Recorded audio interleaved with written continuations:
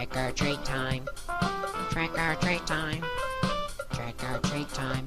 Get treats, it's time for Halloween. Hello everyone and welcome to Terrorthon Day 20. Today we're going to be talking about the Catman of Greenock. But where is Greenock, you ask? It's 25 miles west of Glasgow, pretty close to where I live actually. But who is the Catman? Well, the first reports came in the mid-70s of a man covered in soot crawling around, eating rats and lurking in the darkness with a pair of glowing cat-like eyes. He was known to lurk in alleys, tunnels and drain pipes.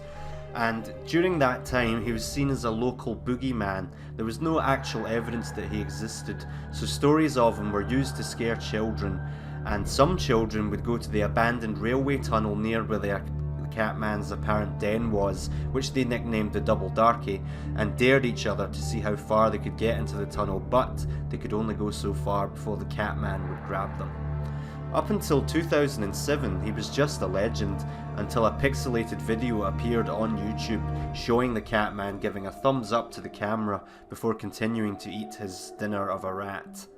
The video would spread like wildfire and eventually would appear in the Sun newspaper, which caught the attention of the Greenock social work organisation, who would send people out to the den that he apparently lived in next to the shipyard, but they found no trace of the Catman.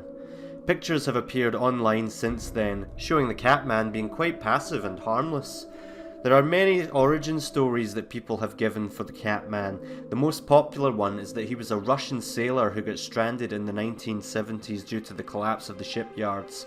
He lived as a vagrant and eventually lost all touch with reality before living on the streets and forests as a cat.